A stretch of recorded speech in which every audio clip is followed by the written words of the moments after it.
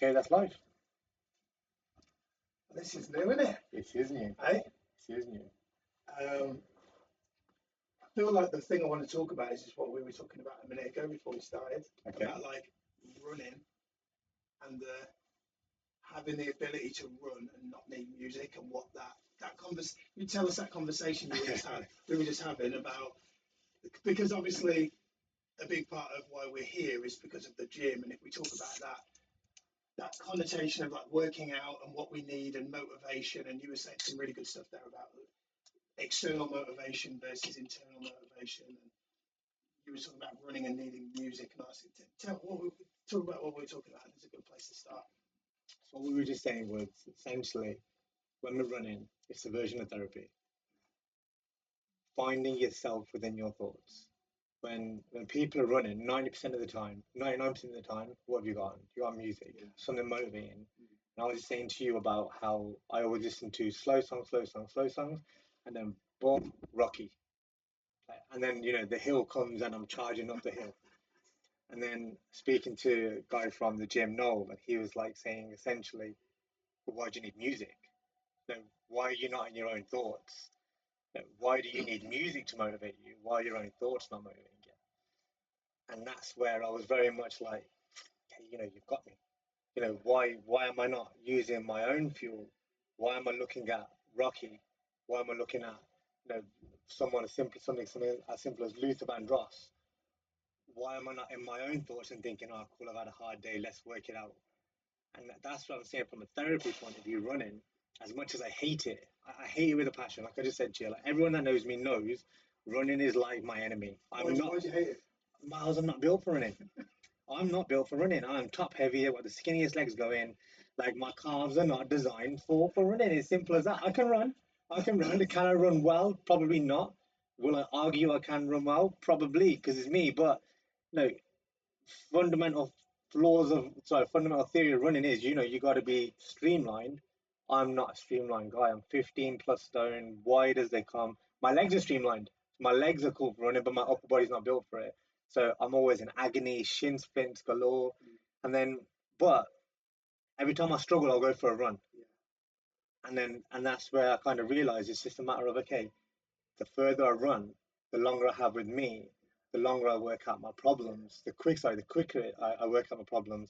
And if I run a little bit more, I'll have another problem and I'll figure that problem out. And before you know it, you don't need music to motivate you.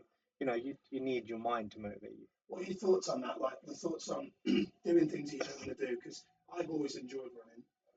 But one thing last year, I got this. I read this book called Psycho-Cybernetics, and it's all about identity and how we are moldable, but actually we most of the time we live according to our beliefs rather than what's true. And this book really talks about identity. And I remember reading it, and I remember it challenged it. In the book. It sort of said, "What are some things you would say you would never do?" Or I'm not the kind of person that would do X, Y, Z. And my thing then was, I love running, but you'd never get me. I made it easy. I was like, you'd never get me running in the cold, in the dark, in the rain at 5 a.m. And then I remember watching this David Goggins video and he was just talking about. I want to talk about this as well about being motivated and not having a goal, because that's like a reliant, like what you said about the music, it's like having a goal is relying on an external event to be motivated rather than just being motivated for the sake of it. So for 114 days in a row, I ran at 5 a.m. in the rain last year. And you know what? I got to the point of where if it wasn't raining, I was disappointed. Because there was something about the psychological thing of like, it's tipping it down. I'm going to prove to myself that I can go and do that a little bit because no one else was out and I knew that, and it felt really like a badge of honor. But it was mainly because I'd like a beat in my mind. That's that Goggins mentality. I love David Goggins. Yeah. I literally, honestly, I would want to be classed as. I didn't used to like him, and I'll tell you why. I love it. I've loved him from the minute I heard him. From the effing, the blinding to shut up and get on with it. That's actually what I want to say to 99% of people every time they come to me with a problem. Like, suck it up, shut the fuck up, just get on with it. But you can't do that to everyone.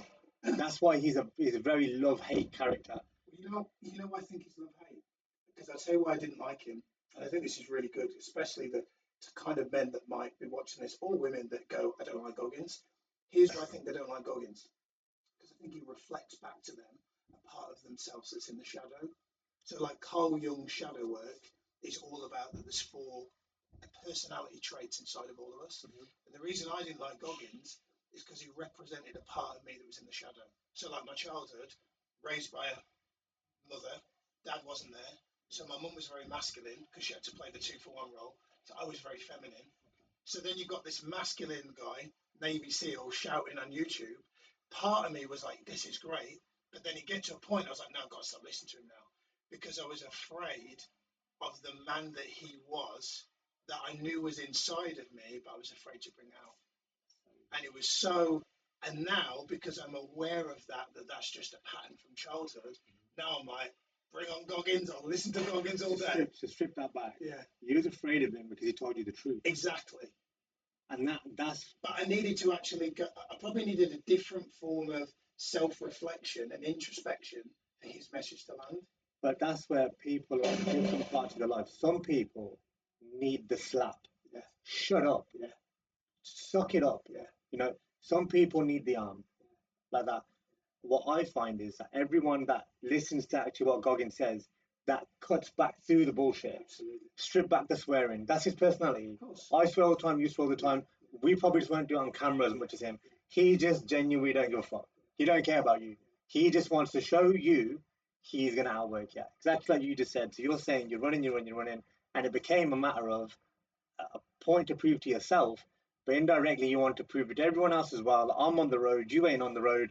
Let's go. Like I'm better than you. I can run faster than you. I can run harder. I can run longer. That's what I get eventually when I start running or I start training at like a higher level. I like that chip on your shoulder mentality. Can I outdo you? But in the same way I outdo you, can I outdo me at the same time? I think that's what the world actually lacks.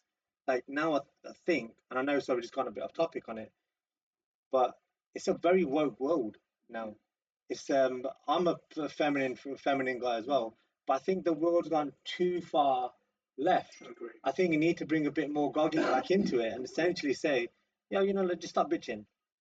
So stop bitching. Sort your be man or woman enough to sort your own problem out. Yes. And then once you sort your own problem out, you'll find, all right, I did that.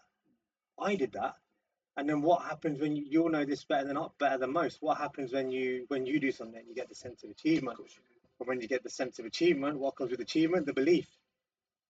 And the belief is where the whole journey starts. Like someone said to me yesterday, what's the difference between a successful person and an unsuccessful person? That's actually my next video, what I'm gonna do it on. But the difference between a successful person and a successful person, or a basic athlete like what we are, and an elite athlete, is the belief. They believe they can do it a lot quicker than what we do. It's like when like you do sports now, do you ever think, oh, I wish I did that when I was younger? I wish I applied myself when I was younger. Yeah. They just believed it a lot quicker than what we did. Yeah. We're believing it at 42 years old, obviously, whatever age you are. They believed it from a young age. Like, the difference between myself and yourself in business, I believed it from the word go. You believed it from a little bit later, and obviously now you've made the adjustments in your life to kind of chase the dream. That's the difference. The difference is the belief. And like that's the beauty of someone like Goggins. He doesn't know anything other than believing in himself. Do you know why? But it's great because when you listen to his story, this is what you mean about cutting through the noise of him shouting. A lot of people are not listening to the point, which is he was a man who grew up with his father was abusive physically, beat his mum. I believe he strangled a woman to death. Yeah. Beat him. Horrible father. And his mum, as a result, probably did the best she could with the resource she had available, but she wasn't great too. 100%. And it's amazing because all I listen to, this is really interesting because here's another thing. I think if somebody's listening to this and there's resistance, it may be that they're still attached to the story that they're telling themselves of why they can't change. Because that Tony Robbins phrase, divorce story and tell the truth, right? Simply. For a very long time, I think I've been married to a story of limitation. Because isn't it true though that it's easier to not go to the gym and sit on the sofa, if we use that as a metaphor, than go? It's easier. Easier to live the life. It's easier to say, oh, I can't achieve the wealth and abundance that Mars got because X, Y, Z excuse, blah blah blah. It's easy to do that, right? So easy to live a life Of course. because it's when you talk to yourself, and again, this is why I love the gym so much because you experience so many emotions in the set. If you've got a weight which is hard for you, and you're doing whatever movement you're doing, and you're in the set, and you're talking yourself out of doing the set, that's a choice. It's one or two choices you can make at that point. You're going to talk yourself out of it, or you're going to talk yourself into it. The way that I'm wired is I'm always going to talk myself into it. Okay, like if 60 kg, 100 kg, whatever it's going to be. All right, if I get 10, can I get 11? Can I get 12? I'm never going to do 6 reps unless that's my maximum amount of reps I can do. But then you've got somebody else that will come here and they'll just be happy at doing 6, which is nothing wrong with that. But then where's the progression? Where are you going to better yourself? Where are you going to strengthen your muscles? And more importantly, where are you going to strengthen the most important muscle? Because you only strengthen the important muscle, the most important muscle, i.e., your brain, via what? Via struggle, via failure, Yes. via talking yourself out and saying, nah, not today. Like today, I'm going to do it. And then once you get stuff like that, I always think that once you kind of face those sort of fears of pushing your boundaries and you realize, shit, I can do more. Why have I just been stopping at 6? I just got 10. Or why did I stop at 5 kilometers when I just ran 20? You know, it breaks down the I want to barriers. talk about this concept because I feel like this is really good of personal bests. Yeah. And there was a woman in the gym this morning in my high rocks class. She did a PB at a half marathon or something at the weekend, and obviously she's elated. And everything you just said just totally resonates with me because a big thing I'm obsessed with at the moment is personal best. Okay. So, like, I don't agree with personal best. don't you? No. Let's talk about this. Yeah, So for example, in the high rocks class, the standard, because I'm doing a high rocks in October, the standard weight for the medicine ball thing yeah, is 6 kgs for the race. yeah, yeah, There's a guy in the gym, Josh, you probably know Josh, yeah, who's Good lad. great guy, competed in the world championships. Yeah. And I said, Josh, what's the weight for the world championship? He said 9. 9 kg. Yeah. Okay, cool. So when I'm doing wall balls now, that's it, wall balls, I do 12 kg. Perfect. I said, what's the weight for lunge walks down the track? And they said the weight is 20 kg. Yeah. So I'm carrying a 30 kg Bulgarian bag. Wicked.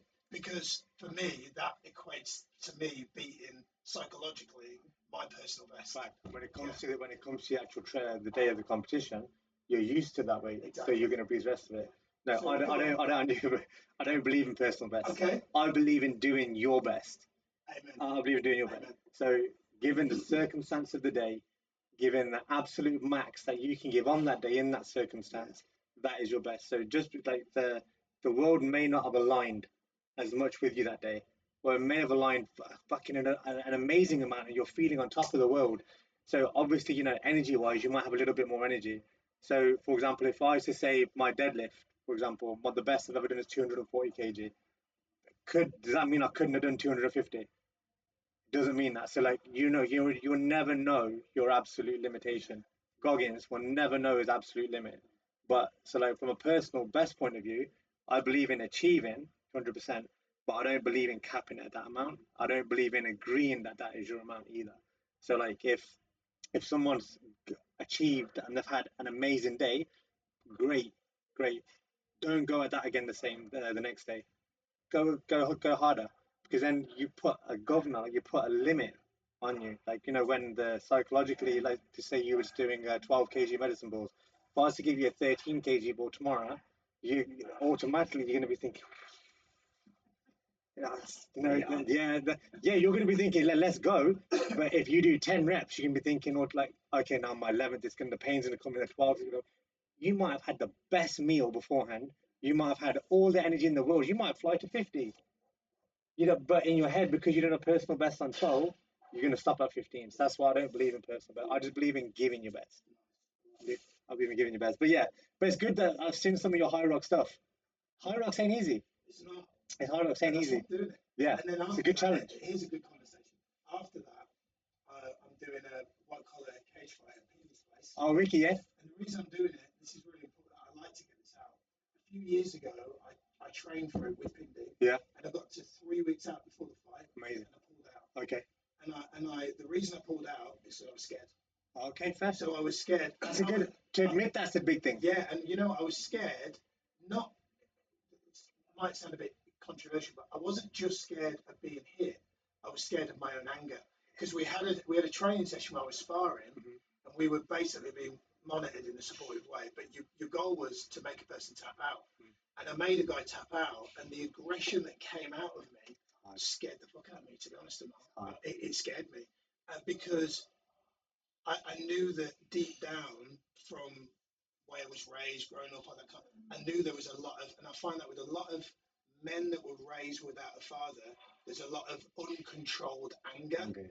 And you see the rates of men who either commit suicide or go into crime. Many of them were from a home where there was either a father that was not a good role model, or there was a father that just wasn't present at all. Yeah. So many, and I got lucky, right? I feel like I got lucky, and so yeah, I was scared. So part of the reason why I'm doing that is because it scares me, because I want to face that fear.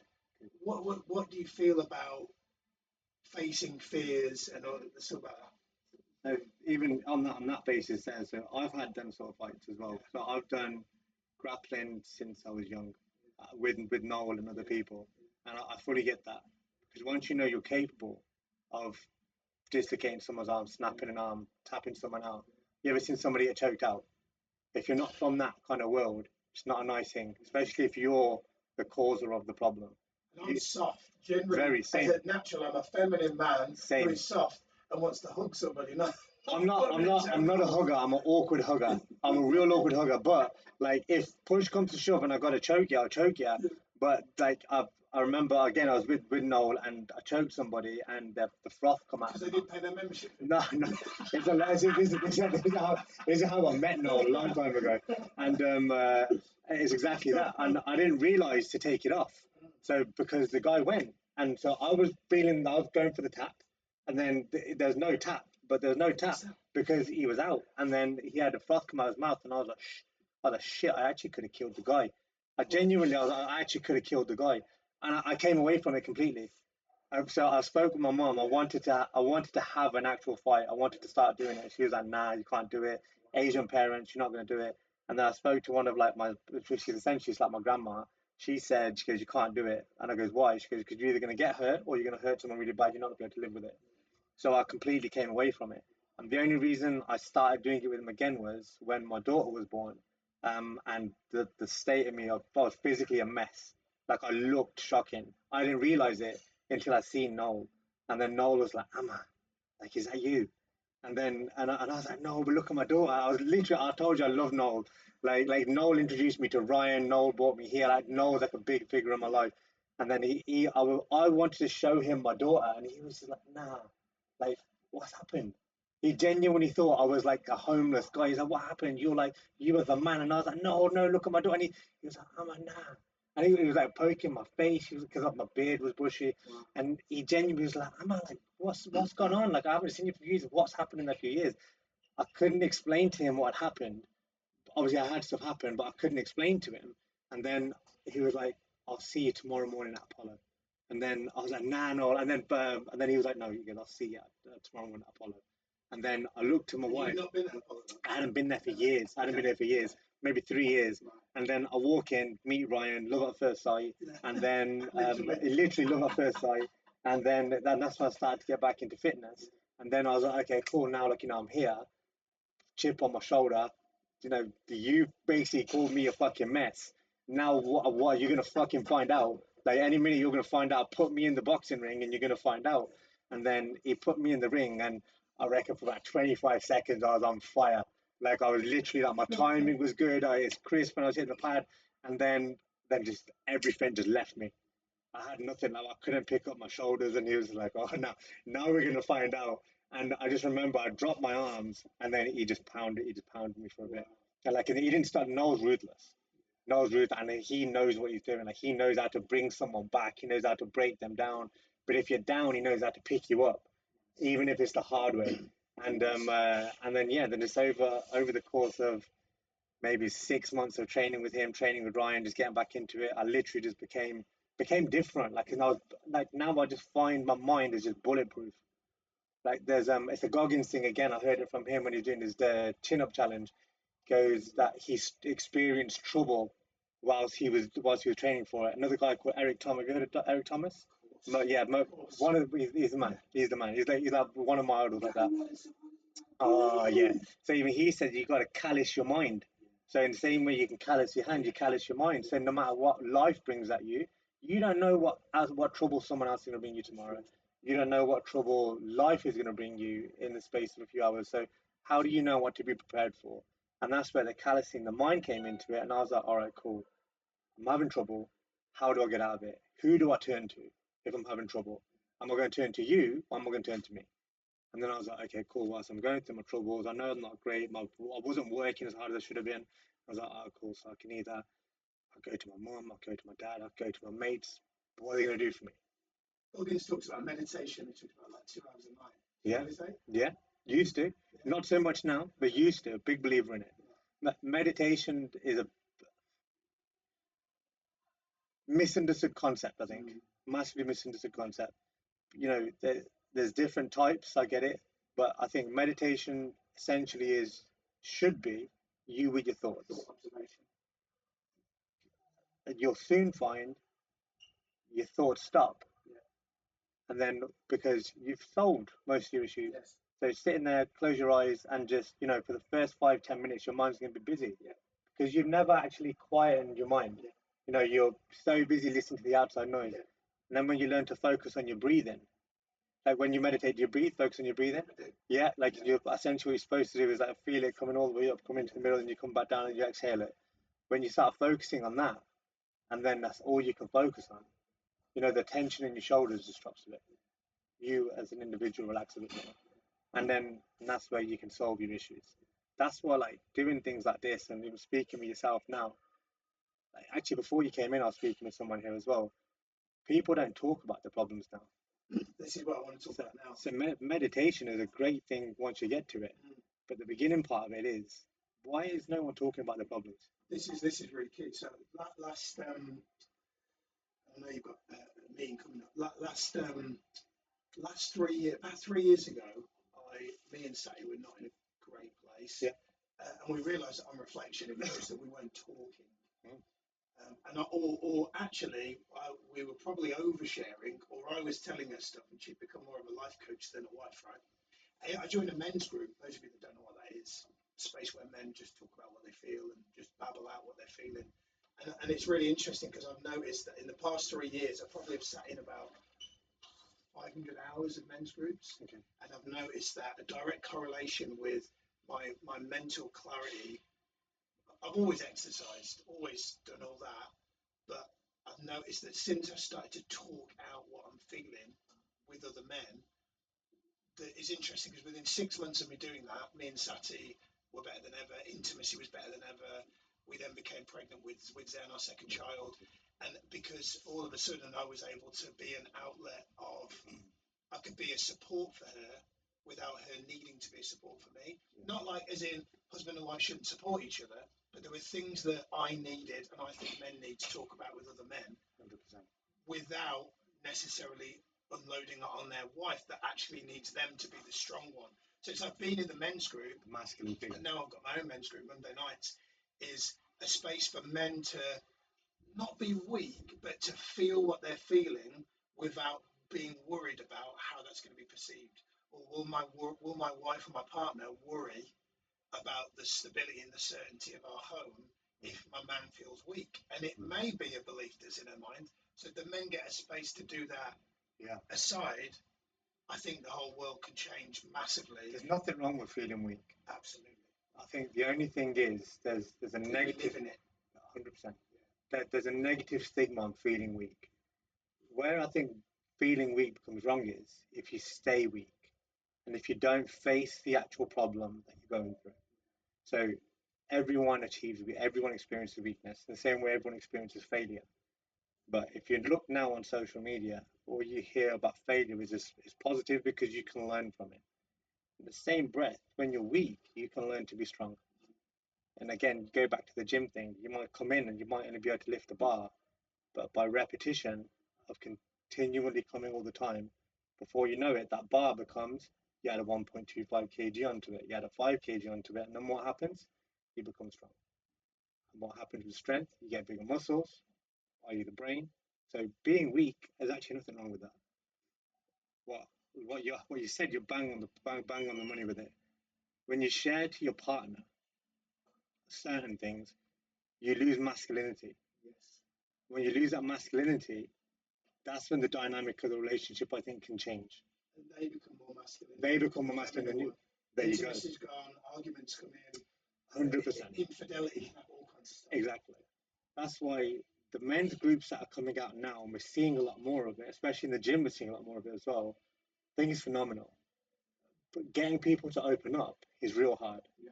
So we have a men's group here called Pathways, and what they do, honestly, like is it's one I've sat in there. It's one of the most humbling experiences going, where you think you're struggling, or you think I've got a problem, and then they do these things called shares. So they asked me to do one a couple of weeks back, and I went in there and did it. And then I found it weird openly talking for the first 10 seconds. And then when I realized everyone was like this, and they were so encapsulated in what I was saying, and I was like, wait, are you interested in because it's me talking, or are you interested because of what I'm saying? And then the feedback I got was, it's so good someone like not being cocky, but an alpha guy can come out and openly discuss a problem that he's got. Yes. So then we were like, okay, cool, we're going to do this a little bit more. And we're going to open up a little bit more on social media to show that we have issues as well.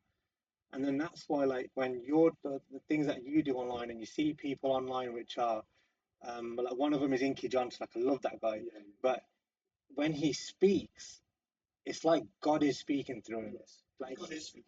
100%. I'm a big believer in that. And then, like, when he shows vulnerability, or when he says, look, Tony Robbins, I might be a multimillionaire, but do you not think that I got my issues? And when people hear that they can relate to it, it gives them strength to open up. And most importantly, it gives them strength to tell you, to come to you, someone that is strong, someone that has got a little bit of knowledge, and most importantly, someone that will give them a bit of advice, which they're not used to getting. So, like, one of the things that was said in that group was that somebody wanted to come into the gym and he wanted to punch a punch bag. And then I was like, why? First thing I always say is, but why? What's that going to solve? And then he was like, I just feel like I've got aggression in me. And I use that same thing, okay, because I went through it.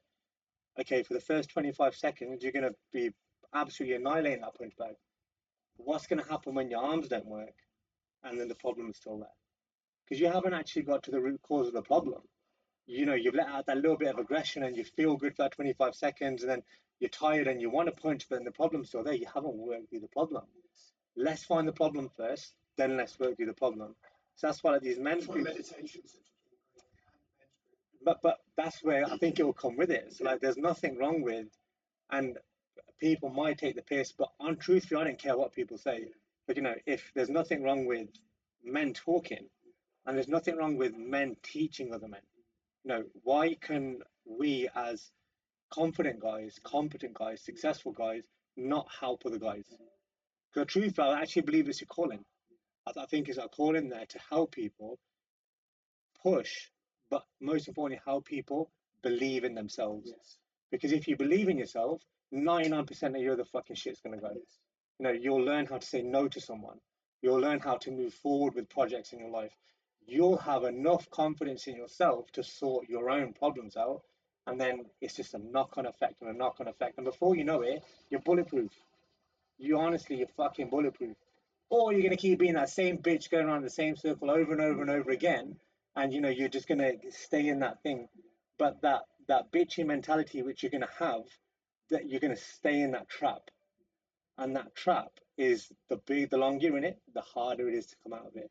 But then if you've got someone around you that is helping you, that you believe in, and that you have confidence in, hold the hand, trust them a little bit to get you out.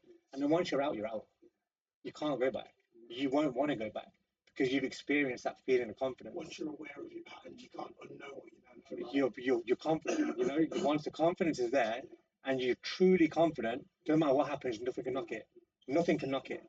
You know, someone could die tomorrow, and you're still you. You know, like isn't it, but you might have the feeling towards them, but you're still you fundamentally. And that's what these men's group. I really hope that's what they start taking on, because that will empower men to, one, become more masculine, two, be better at home, three, be better for your kids. Yes. And then you're helping the next generation or the next generation. Because if you bring up two absolute powerful lionesses of females, you know, why are they going to get wrong in life? Absolutely. They're going to know. They're going to know. And that's my whole aim, is literally just set the example for the kids. You know, sire, seeds. I want them to understand, like, you know, this is the way. As a seed is how you got to be as a guy. You know, be respectful, have manners, push your limits. Sire, same thing. Be a lady, be respectful, push your limits. Zen and Sage, look, you know, have you got a limit? No. Dad might mess up, but I'm not gonna mess up. Mom might mess up, but I'm not gonna mess up. This is what they taught us. This is what they put into us. This is where we're gonna get to. And that's it. That's what these groups should hopefully do. I got Episode 1. Let's go. Let's go. Okay. Good, man. Yeah, my guy.